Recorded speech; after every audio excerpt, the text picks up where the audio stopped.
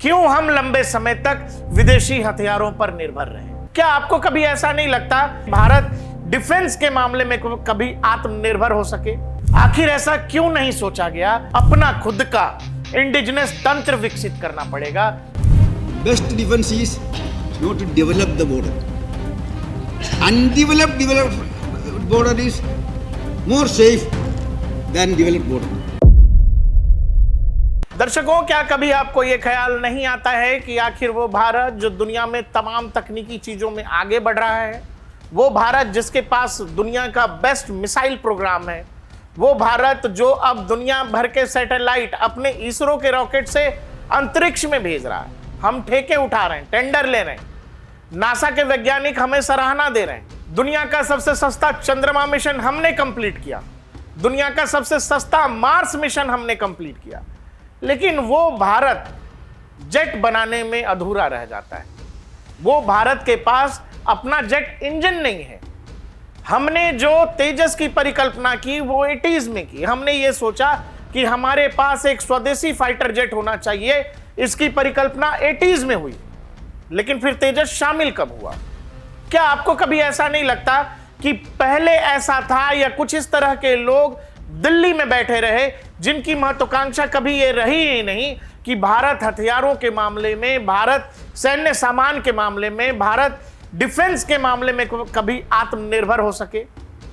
अगर भारत आज पूरी दुनिया को खाना खिला सकने की ताकत रखता है, जहां तक कृषि खेती की बात है, तो भारत युद्ध के समय दुनिया के सामने हाथ क्यों फैलाए? हम दुनिया के सामने युद्ध की स्थिति में गोला बारूद हथियारों के लिए पैसा देके क्यों ऐसे बेबस खड़े रहें? और शायद कुछ देश हमें मना भी कर दें। आखिर क्यों नहीं यह सोचा गया कि अगर रशिया फाइटर जेट बना सकता है, अगर यूएस कर रहा है, फ्रांस कर रहा है, तमाम यूरोपीय देश कर रहे हैं, हमारा पड़ोसी चीन कर रहा है, तो मैं फिर वही सवाल कि आप रॉकेट अंतरिक्ष में भेज रहे हैं, आपके पास बेस्ट मिसाइल प्रोग्राम है, लेकिन आपके पास अपना स्वदेशी जेट कभी नहीं था, ऐसा क्यों? और तेजस जब आपने सोचा और तेजस जब भारतीय एयरफोर्स में शामिल हुआ, इसके बीच इतना लंबा गैप क्यों? क्यों हम लंबे समय तक विदेशी हथियारों पर निर्भर रहे? क्यों हमारे नेताओं ने, हमारी सेना ने या दिल्ली की गद्दी पर जो नीति निर्धारक बैठे थे, उन्होंने कभी ऐसा क्यों नहीं सोचा कि युद्ध की स्थिति में हो सकता है कोई देश आपको ब्लैकमेल करने के सिचुएशन में आ जाए?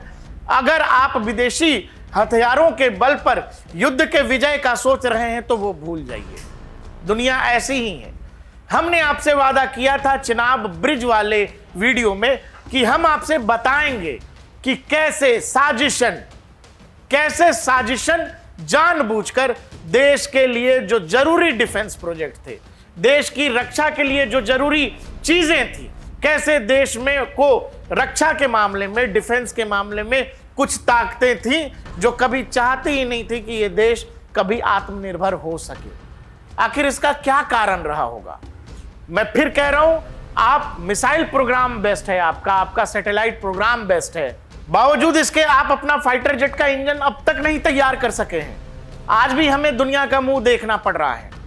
जिस तेजस की बात हम इंडिजिनस करते हैं, उस तेजस में भी अमेरिकी इंजन लगा हुआ है। तो आज इसी बात की कहानी है कि आखिर भारत में बैठे वो कौन सी ताकतें थी, वो कौन लोग थे जो नहीं चाहते थे कि भारत कभी फाइटर जेट बना सके या भारत फाइटर जेट की इंजन बनाने की गति में आगे बढ़ सके। आज वही डिकोड करने की कोशिश करते हैं कि आखिर ऐसा क्यों हो रहा होगा।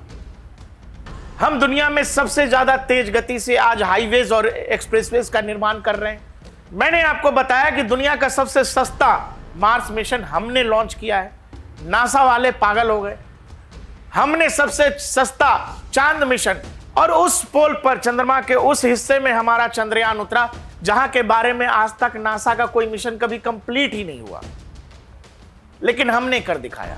हमने चंद्रमा पर पानी की खोज की, सबसे पहले हमारे चंद्रयान ने वो सबूत भेजे।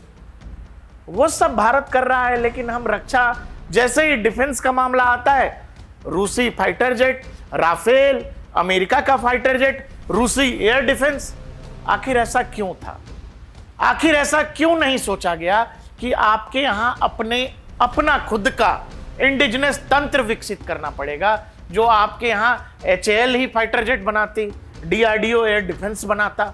ऐसा पहले क्यों नहीं सोचा गया जो आज हम कर रहे हैं? अगर ये 10 साल पहले, 20 साल पहले, 25 साल पहले सोचा गया होता, वो उस विजन के साथ काम किया गया होता, तो शायद रक्षा मामलों में आज हम रशिया, अमेरिका, इन सबको सही में टक्कर देने की स्थिति में होते। जिस टक्कर देने की बात हम अगले 5 साल 6 साल बाद कर रहे हैं कि आने वाले 2030 तक हम रक्षा सौदों का 1 लाख करोड़ केवल दुनिया में एक्सपोर्ट करेंगे, ये कहानी अगर पहले भी सोच ली जाती तो हम बेहद अच्छी स्थिति में होते।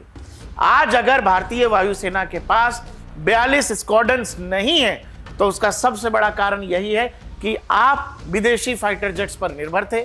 आप रूस पर, आप फ्रांस पर या फिर यूएस पर, इन जैसे देशों पर निर्भर थे, और यही कारण था कि आज तक हम आत्मनिर्भर नहीं हो सके हैं। कहीं ना कहीं उसके अलग अलग चरण हैं। दरअसल तेजस की जो यात्रा है, तेजस की यात्रा आपको अपने आप समझा देगी कि इस देश में कौन लोग थे जो हमेशा चाहते रहे कि विदेश का माल आता रहे, अपना कमीशन आता रहे, फिर देश की सेना को युद्ध की स्थिति में चाहे जो हो जाए। हम वो देश हैं जो आज से 11 साल 15 साल पहले बुलेट प्रूफ जैकेट, जो बुलेट प्रूफ हेलमेट होते हैं वो, नाइट विजन लेंसेज, या फिर जो जूते हैं सेना के, ये सब हम विदेश से मंगवा रहे थे। हथियार छोड़ दीजिए, जो बेसिक नीड्स हैं उनका भी निर्माण हम नहीं कर रहे थे, विदेश से मंगवा रहे थे। आपको क्या लगता है कि ऐसा क्यों किया जा रहा होगा? इस सब के पीछे एक हथियार लॉबी बैठी हुई थी, वो पावर ब्रोकर्स बैठे हुए थे, उनके पॉलिटिशियन से सांठगांठ थे, और इन सब ने तय करके, मिल करके तय कर लिया कि भारत को हथियारों के मामले में कभी आत्मनिर्भर नहीं होने देना है, और दुनिया की ताकतें भी इसमें लगी हुई हैं। आत्मनिर्भर आप हो जाइएगा तो फिर रूस का सुखोई कौन खरीदेगा? आत्मनिर्भर आप हो जाइएगा तो अमेरिका से फाइटर जेट या हेलीकॉप्टर कौन खरीदेगा? आप आत्मनिर्भर हो जाइएगा तो फ्रांस का राफेल कौन खरीदेगा बड़ी मात्रा में? ऐसा देश जिसके बगल में चाइना हो, जिसके बगल में पाकिस्तान हो, उसको हथियारों की हमेशा जरूरत है। उसके ऊपर युद्ध कभी भी थोपा जा सकता है। तो ये बात दुनिया जान रही है। बावजूद क्या आपके मन में ये कभी नहीं आया कि ये बात कभी हमारे नेताओं के ख्याल में क्यों नहीं आया कि युद्ध की स्थिति में गोला बारूद खत्म हो गया, या फिर किसी फाइटर जेट का अगर कल पुर्जा मंगवाना है, पार्ट्स मंगवाने हैं, उसके मेंटेनेंस से संबंधित कोई दिक्कत हो गई और सामने वाले देश ने आपको मना कर दिया आयन मौके पे, तब? जैसा कि अभी अभी आपने एक खबर देखा होगा, ऑपरेशन सिंदूर के तुरंत बाद भारतीय एयरफोर्स ने सोर्स कोड मांगे फ्रांस से। फ्रांस की कंपनी दसॉल जो राफेल बनाती है, उससे फ्रांस ने सोर्स कोड देने से मना कर दिया। अब आप ये फर्ज करिए कि अगर आप ही का अपना फाइटर जेट होता तो क्या किसी से कुछ मांगने की जरूरत होती? सोर्स कोड वो चीज होता है कि आपके पास अगर वो सोर्स कोड है तो जैसे हम सुखोई का निर्माण खुद करते हैं, रशिया के साथ ज्वाइंट वेंचर है, तो सुखोई से हम ब्रह्मोस फायर कर सकते हैं, और ब्रह्मोस इंडिजिनस हथियार है, सस्ता हथियार है। एक एस्कैल्प मिसाइल जो राफेल में इंटीग्रेट होती है उसकी कीमत 20 से 25 करोड़ है, बेहद महंगा है। अगर हम ये चाहें कि ब्रह्मोस को इंटीग्रेट किया जाए या फिर नागास्त्र को इंटीग्रेट किया जाए तो हम नहीं कर सकते, क्योंकि हमारे पास सोर्स कोड नहीं है। बड़े बुजुर्ग कह गए हैं कि सामान कैसा भी हो अपना होना चाहिए, दूसरे का मांग के जब तक चलिएगा कहानी वैसी ही रहेगी। तो दरअसल तेजस की यात्रा इसीलिए जरूरी है कि जैसा मैंने आपसे पिछले वीडियो में कहा था कि ऐसे लोग इस देश में जमे हुए थे, बने हुए थे हर जगह पर, जिन्होंने कभी देश की रक्षा जरूरतों को असल में जरूरत समझा ही नहीं। उनके लिए देश का डिफेंस, उनके लिए देश की सेना, उनके लिए देश का साजो सामान, हथियार, ये सबसे पीछे था। उनको देश की रक्षा सुरक्षा से कोई मतलब ही नहीं था। ये वो लोग थे जो पाकिस्तान अटैक करता था, पाकिस्तान हर महीने, हर हफ्ता में भारत के अलग अलग शहरों में पाकिस्तानी आतंकी अटैक करते थे, और हम पाकिस्तान के खिलाफ यूएन में डोजियर देते थे। वो डोजियर वाला जमाना चला गया। तेजस की कहानी समझिए। तेजस प्रोजेक्ट की शुरुआत 1983 में इंदिरा गांधी के समय हुई, जिसको नाम दिया गया LCA programme, light combat aircraft, 1983। और इसका उद्देश्य क्या था? उद्देश्य यह था कि उस समय की सरकार ने सोचा था कि MiG-21 जिसको उड़ता चलता फिरता कॉफिन कहते हैं, जिसके बहुत सारे एक्सीडेंट हुए हैं एयरफोर्स में, MiG-21 को रिप्लेस करके तेजस जो है इंडक्ट किया जाएगा। और इसकी के निर्माण के लिए एडीए की अलग से स्थापना की गई थी, एरोनॉटिकल डेवलपमेंट एजेंसी की, 1984 में। अब सोच तो लिया कि तेजस बनाना है, लेकिन इसके रास्ते में दिक्कत क्या कहते हैं? दिक्कत यह आ गई कि हमारे पास फाइटर जेट का कोई डिजाइन बनाने का कोई अनुभव नहीं था भारत के पास। दूसरा, हमारे पास इंजन भी नहीं था, और जिस इंजन को हम विकसित करने की सोच रहे थे वो इंजन हम कभी विकसित कर ही नहीं पाए। उसके बाद में आपको पता है कि तेजस में जनरल इलेक्ट्रिक का जीई इंजन लगाना पड़ा था। उसके बाद विलंब और लागत की वृद्धि, प्रोजेक्ट की लागत और समय दोनों बढ़ते गए धीरे धीरे। तेजस पहली बार क्या सोचा गया एलसीए प्रोग्राम को मंजूरी? 1983 में।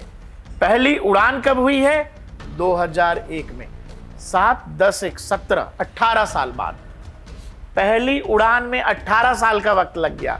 उसके बाद आइए राजनीतिक इच्छा शक्ति की बात करेंगे, आगे वीडियो में बहुत सारी चीजें और हैं। कई सरकारों ने इस प्रोजेक्ट्स को कभी जरूरी समझा ही नहीं और इसको उस लायक माना ही नहीं कि हाँ भाई इस पर बात होनी चाहिए।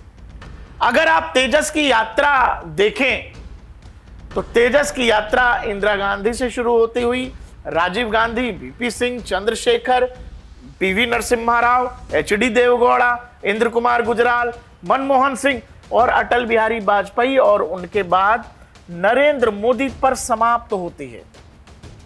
इतने सारे प्रधानमंत्री देश में बदल गए पिछले 3 बार से, मतलब पिछले 11 साल से देश के प्रधानमंत्री नरेंद्र मोदी हैं। और इस बीच भी एलसीए प्रोग्राम का जो स्पीड होना चाहिए, तेजस की जो प्रोडक्शन यूनिट की स्पीड होनी चाहिए, वो स्पीड नहीं है। आज भी एयरफोर्स नाराज है इस बात से कि अगर इसी गति से प्रोडक्शन होता रहा तो फिर जो हमारी वायुसेना की जरूरतें हैं उनका क्या होगा। मैं फिर आपसे एक सवाल पूछ रहा हूं कि बहुत सारे लोग ये सवाल पूछ रहे थे कि भाई चिनाब ब्रिज का जो है नरेंद्र मोदी श्रेय ले रहे हैं, नहीं लेना चाहिए, ये तो फलाने जी ने किया था, ये चिलाने जी ने किया था। बहुत सारी चीजें ऐसी हैं जो पुरानी सरकारों ने कभी उनको जरूरी समझा ही नहीं और वो सब कुछ नरेंद्र मोदी कर रहे हैं। तो आखिर इसका कारण क्या है? अगर या तो वो चीज जरूरी थी तो उसमें कुछ होता हुआ दिखता। अगर सब कुछ नरेंद्र मोदी कर रहे हैं तो 2 चीजें हैं, एक इस नेता के पास विजन भी है और दूसरा उस विजन को जमीन पर उतारने का सिस्टम भी इनको पता है। पिछली सरकारों में देश की रक्षा हालतों का, रक्षा जरूरतों का, देश के डिफेंस यूनिट्स का क्या हाल था, हम आपको ये चाहते हैं कि उसके लिए आप एक छोटा सा AK एंटनी का बयान जो उन्होंने संसद में दिया था वो सुन। Independent India, many years as a policy on border, best defense is not to develop the border. Undeveloped border is more safe than developed border. So many years there was no construction of roads, airfields, nothing in the border areas. By that time, China continued to develop their infrastructure in the border areas. UPA 2 में रक्षा मंत्री AK Antony साहब का यह बयान है देश की संसद में ऑन रिकॉर्ड, और वो ये कह रहे हैं कि आजादी के बाद से लंबे समय तक देश की जो है रक्षा पॉलिसी रही है, ये पॉलिसी रही है कि जो बॉर्डर के इलाके हैं उनको डेवलप मत करो, उनको वैसा छोड़ दो जैसे वो हैं, जिस भी हालत में हैं।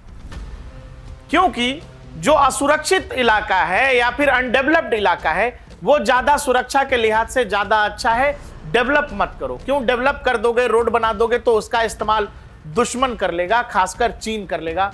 ये थॉट समझ रक्षा की, रक्षा जरूरतों की देश के पिछले सरकारों की रही है। हमने आपको बाइट भी सुनवा दिया। इसके अलावा हम ये चाहते कि अलग अलग समय पर कुछ अखबारों ने लिखा है।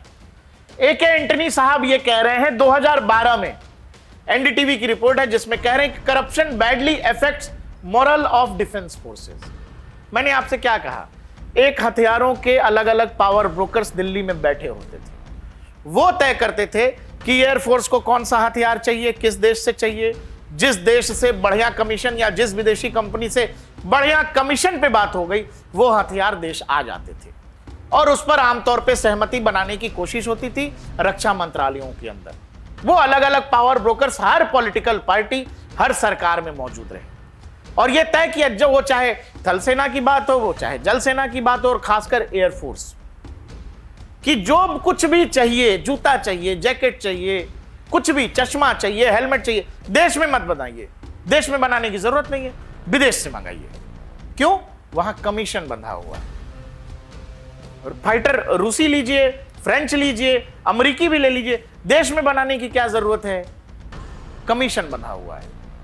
और इस बात का जिक्र खुद इशारों में उस समय के रक्षा मंत्री कह रहे हैं कि भाई करप्शन जो है वो बहुत बुरी तरह से देश के रक्षा तंत्र को खराब कर रहा है। इसके अलावा इंडिया टुडे की एक रिपोर्ट है जिसमें इनको, जो डिफेंस मिनिस्टर साहब हैं, इनको वर्स्ट डिफेंस मिनिस्टर एवर बताया गया। AK एंटनी के टेन्योर को UPA 2 में मिनिस्टर थे और UPA 1 में भी डिफेंस मिनिस्टर यही थे। इसके अलावा आइए किरण, जो मैंने आपको बयान सुनवाया उसका जिक्र ऑलरेडी किरण रिजिजू भी 2022 में राहुल गांधी के HAL वाले ज्ञान पर कर चुके हैं और भारत और चीन के बीच जो टकराव हुआ था उसको लेकर राहुल गांधी ने सदन में सवाल पूछे थे, बाहर भी लगातार पूछ रहे थे कि भाई आप चीन से डर गए। तो देश में रक्षा तंत्र और डिफेंस को लेकर कांग्रेस या कांग्रेस की पिछली सरकारों और उनके रक्षा मंत्री का क्या ख्याल था वो हमने आपको सुनवा दिया। एक और जरूरी बात जो आपको समझना चाहिए, जब चीन ने 1962 के युद्ध में हमसे बहुत बड़ा हिस्सा लद्दाख का ले लिया तो वो हारी हुई जमीन पर एक बार नेहरू साहब ने यह कहा था कि भाई लद्दाख तो क्या है, रेत है, पहाड़ी इलाका है, कुछ है नहीं, एक घास का पत्ता भी नहीं उगता है। और यह कहकर उन्होंने इस बात से बचने की कोशिश की कि मतलब लद्दाख की तो कोई जरूरत है नहीं। उस पर कांग्रेस के ही एक और सांसद ने सदन में उठकर यह जवाब दिया था कि पंडित जी मेरे सर पे बाल नहीं है, मैं भी गंजा हूं, तो क्या सर कटवा दूं? और इस बात का जिक्र आज भी संसद में गाहे बगाहे देश के नेता करते रहते हैं, जो पंडित नेहरू और लद्दाख का जिक्र और भारत चीन संबंधों का जिक्र जब आता है। अब आइए असली कहानी पर। कहानी ये कि हम लोग पाकिस्तान का बहुत मजाक उड़ाते हैं। उड़ाने में कोई दिक्कत नहीं है, मैं भी उड़ाता हूं, उड़ाना चाहिए, वो इसी लायक है। लेकिन कुछ मामलों में जब आप, कुछ मामला क्या, एक मामला ऐसा है जहां मैं पाकिस्तान की तारीफ करना चाहूंगा। लगभग भारत का तेजस का जो प्रोजेक्ट है, जो हमने सोचा, और पाकिस्तान ने भी अपना एक इंडिजिनस फाइटर जेट बनाने का सोचा कि भाई हम भी बनाना चाहेंगे, तो हैसियत उसकी है नहीं, तो अपनी हैसियत से उतर उसने चीन से साझेदारी की और चीन से साझेदारी करके उसने एक फाइटर जेट बनाने का सोचा जिसका नाम उसने दिया JF-17। आप जब JF-17 की टाइमलाइन देखेंगे तो 80s 90s में पाकिस्तान और चीन ने यह तय किया कि हम लोग एक हल्का विमान बनाएंगे और उससे MiG-21 को जो है रिप्लेस करेंगे। 1995 में पाकिस्तान और चीन ने एक संयुक्त प्रोजेक्ट पर सहमति जता दी, इसका नाम JF-17 रख दिया गया। 1998 में पाकिस्तान की कंपनी पाकिस्तान एरोनॉटिकल कॉम्प्लेक्स और चीन की CAC चेंगडू एयरक्राफ्ट कॉरपोरेशन ने आधिकारिक तौर पर प्रोजेक्ट की शुरुआत की। पहला प्रोटोटाइप, पहली उड़ान 25 अगस्त 2003 को हो गई। हमसे लेट है पहली उड़ान। तेजस की पहली उड़ान 2001 में हो गई थी। पाकिस्तान का JF-17 2003 में उड़ा है। 2006 में पाकिस्तान में पहली बार उड़ान परीक्षण हुआ JF-17 का। 2007 में PAC ने पाकिस्तान में JF-17 की स्थानीय असेंबली, मतलब पाकिस्तान में ही इसका निर्माण शुरू कर दिया। 2009 में पहला स्क्वाड्रन पाकिस्तान वायुसेना में शामिल हो गया। आपको मैंने क्यों कहा कि JF-17 या पाकिस्तान की तारीफ होनी चाहिए? पाकिस्तान ने सोचा और 20 साल के अंदर पहली स्क्वाड्रन पाकिस्तानी वायुसेना में शामिल हो गई। चीन के सहयोग से हुई या जैसे भी हो गई। देश के बॉर्डर इंफ्रास्ट्रक्चर से लेकर देश के सुरक्षा या फिर डिफेंस की जरूरत के हथियारों के साथ कितना कितना खिलवाड़ हुआ है, इसका हिसाब लेने जाइएगा तो माथा घूम जाएगा और माथा पीट लेंगे कि ऐसी भी सरकारें रही हैं। हमारे यहाँ ऐसे भी सरकार में लोग रहे हैं जिन्होंने अपने ही एजेंट्स के, दुनिया भर में जो रॉ के एजेंट्स थे उनके एड्रेस दे दिए, उनका नाम पब्लिक कर दिया और बाद में ISI के लोगों ने उनको पाकिस्तान और दुनिया के अलग अलग हिस्सों में ठिकाने लगा दिया। अब बताओ, ऐसी सरकारें थी जिनको लगता था कि रॉ जैसी एजेंसी की कोई जरूरत नहीं है, उनको डिसमेंटल कर देते हैं। ऐसे समझदार लोग भी हमारे देश में रहे। और इसीलिए जब लोग बहुत तरह का ज्ञान देते हैं राफेल को लेकर या दूसरी चीजों को लेकर, तो उसमें आपको यह समझना पड़ेगा, आपको यह सोचना चाहिए कि आप क्यों नहीं कोई एक फाइटर जेट आज तक पुख्ता रूप से 100% इंडिजिनस क्यों नहीं बना सके। क्यों? क्योंकि आपको इस लायक कभी बनने देने की कोशिश ही नहीं हुई। आप जब भी उस दिशा में जाने की कोशिश करते रहे, कुछ ना कुछ ऐसी चीज आपके रास्ते में आई कि आप डिले हो गए। लेकिन फिर सरकार तो आज भी है। आज की सरकार कैसे कह रही है कि हम 2035 तक एमका का प्रोडक्शन कर लेंगे, पहला स्क्वाड्रन 2035-36 में हम ऑपरेशनल करना चाहते हैं। आखिर वही एचएएल है, वही पूरा सिस्टम है, कैसे सब कुछ आज कर पा रहा है? आपको एक चीज और देखनी चाहिए, वो है JF-17 की टाइमलाइन, एचएएल की टाइमलाइन। 1983 में सोचा गया कि हम तेजस बनाएंगे। 1990 में पाकिस्तान ने सोचा कि हम JF-17 बनाएंगे। 1984 में हमने एडीए की स्थापना की, जो एलसीए का विकास करता, मतलब एरोनॉटिकल डेवलपमेंट एजेंसी की स्थापना कर दी। 1995 में पाकिस्तान चीन ने संयुक्त प्रोजेक्ट पर सहमति जता दी। 1998 में पीएसी पाकिस्तान एरोनॉटिकल कॉम्प्लेक्स, चीन की सीएसी ने आधिकारिक तौर पर प्रोजेक्ट शुरू किया। 1986 में 560 करोड़ के शुरुआती फंड को मंजूरी दी गई थी तेजस के लिए। 2003 में पहला प्रोटोटाइप उड़ गया, 25 अगस्त 2003 को JF-17 का। और हमारा कब उड़ा? 2001, 2 साल पहले तेजस की पहली उड़ान हुई है। लेकिन अगर आप तेजस का पहला स्क्वाड्रन, जिसका नाम फ्लाइंग ड्रैगर्स रखा गया, वो कब शामिल हुआ? 2016, 1 जुलाई 2016 में। पाकिस्तान में JF-17 का स्क्वाड्रन कब शामिल हो गया था? आप यहां आएंगे 2009 में। आप देख लो कितने सालों का अंतर है। हम आप बहुत मजाक उड़ाते हैं पाकिस्तान का। पाकिस्तान ने हमसे पहले अपना इंडिजिनस फाइटर जेट बनाया, अपने एयरफोर्स में शामिल कराया। हम आज भी फाइटर जेट्स की कमी से जूझ रहे हैं। बहुत सारे फाइटर जेट्स हमारे MiG-21 के एक्सीडेंट हुए हैं। और आपको फाइटर जेट्स ज़्यादा इसलिए भी चाहिए कि एक तरफ पाकिस्तान है और दूसरी तरफ चीन है। आपको अगर दो तरफा लड़ाई में घेरने की कोशिश हुई, उसके लिए कम से कम 42 स्क्वाड्रन्स की आवश्यकता है। लेकिन हम 30-32 पे अटके हुए हैं और ये ज़रूरतें धीरे धीरे और बढ़ती चली जाएंगी। हमारे स्क्वाड्रन्स की संख्या धीरे धीरे कमती चली जाएंगी। क्यों? क्योंकि अगर ये प्रोडक्शंस नहीं बढ़ाए गए, जिसकी कोशिश की जा रही है, तो बड़ा मुश्किल हो जाएगा। आप कब तक राफेल जैसे केस में सोर्स कोड लेते रहिएगा दुनिया से? हमें मिराज को रिटायर करना है, हमें MiG-29 को रिटायर करना है, जैगुआर्स को रिटायर करना है।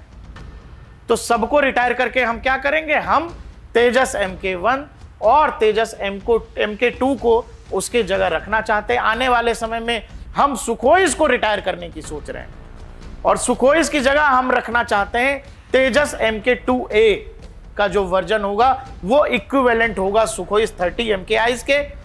और फिर पहला जो बैटल ग्राउंड में पहले जो होगा वो राफेल होगा। और हम ये चाहते हैं कि अगले 10-15 साल में हम एमका की तरफ बढ़ें, जो एडवांस कॉम्बैट एयरक्राफ्ट की बात हम कर रहे हैं लगातार, उसकी तरफ हम बढ़ने की कोशिश कर रहे हैं। लगातार ये कहा गया पिछले कुछ सालों में, अगर आपको याद होगा, नेताजी थे, वो एचएएल के बाहर जाके खड़े हो जाते थे, कहते थे कि जी मौजूदा सरकार ने एचएएल को बर्बाद कर दिया, तबाह कर दिया। 70 सालों से जो लोग सरकार में रहे, उनका डिफेंस का विजन, देश की रक्षा का विजन ये है कि जिस जमीन पर घास के बराबर तिनका नहीं उगता, वो जमीन अगर दुश्मन ने ले लिया तो क्या हो गया। इस तरह के विजन रखने वाले लोगों से जुड़े लोग देश को रक्षा सौदा, देश को वायुसेना की जरूरत, सेना की जरूरत और बाकी चीजें समझाने में लगे रहे। जिन लोगों ने कहा कि एचएएल बर्बाद हो गया, आज जाके एचएएल के शेयर्स की कीमत आप देख लेना, आपको अपने आप समझ में आ जाएगा। और एचएएल की बर्बादी की दास्तान ये कि आज एचएएल के पास इतना ऑर्डर है कि HAL प्रोडक्शन नहीं कर पा रहा है। HAL को भारत सरकार ने 48,000 करोड़ का 2021 में ऑर्डर दिया है, 83 LCA Mark 1A का, और ये ऑर्डर कब तक कंप्लीट करेगा HAL? 2029-30 तक। इसके बाद LCA Mark 2, इसका भी ऑलरेडी ऑर्डर दिया गया है। ये कब किस किस को रिप्लेस करेगा? मैंने आपको बताया था, जैगुआर मिराज 2000 को रिप्लेस करने की बात है। और हम ये चाहते हैं ऐसा, मतलब भारत सरकार और बाकी चीजें हैं, हम ये भी जानते हैं कि ये डिले हो जाएगा। एमका के बारे में ऐसा सोच के चल रहे हैं कि एमका की फर्स्ट फ्लाइट हम 2030 तक करा लेंगे। और इसके अलावा हम नेवी पर के LCA Mark 1 पर भी बात कर रहे हैं। तो बहुत सारी चीजें एक साथ चल रही हैं। अगर ये पिछली सरकारों में भी कुछ हो गया होता तो हमें इतना पैनिक मोड ऑन होने की जरूरत नहीं थी, फिर चीजें सुचारू रूप से होती रहती। लेकिन कभी देश में का जो आधारभूत ढांचा है, जो रक्षा जरूरतों को पूरा कर सकता था, उन पर कभी ध्यान ही नहीं दिया गया, क्योंकि रूस से खरीद लेंगे विदेशी सामान, वही सबसे आसान है। और विदेशी सामान पर तो कमीशन भी मिलता है। महंगा खरीदिए, महंगा खरीद के लाइए, बताइए कि ये विदेशी सामान है। हमारे यहाँ एक भाई साहब हैं, वो भाई साहब दुबई गए थे, तो दुबई से आए तो बच्चों ने उनसे चॉकलेट मांगा, तो उन्होंने दुबई में चॉकलेट खरीदा नहीं था, लेकिन दिल्ली एयरपोर्ट के बाहर उन्होंने कुछ खरीदा, चॉकलेट का डब्बा उब्बा, और वही बच्चों को थमा दिया कि देखो मैं दुबई से लेके आया हूं। ग्रामीण इलाके के बच्चे थे, वो मान गए कि पापा तो दुबई से ही लेके आए। तो ऐसा ही भारत की जनता के साथ, आम आवाम के साथ पिछली सरकारों ने, जहां तक रक्षा जरूरतों का सवाल है, ये करती रही है कि विदेश से सामान खरीद के लाओ। और बता दो, विदेशी सामान है, बहुत तगड़ा इंपैक्ट है इसका और बहुत तगड़ा मार करती है। अपना सामान मत बनाओ। अपना सामान बनाने के लिए जो आधारभूत जरूरतें हैं उन पर भी मत सोचो। और यही कारण है कि आज भी आप फाइटर जेट का इंजन नहीं बना सके हैं, और जिस तेजस को आप इंडिजिनस कहते हैं वो 80% आपका है। उसका दिल, धड़कन, सांस, जो इंजन जो होता है वो अमेरिकी है। आपको हमारा ये वीडियो कैसा लगा? साथ ही तेजस की कहानी के बाद आप हमसे कौन सी कहानी सुनना चाहते हैं, हमें कमेंट सेक्शन में जरूर बताइएगा।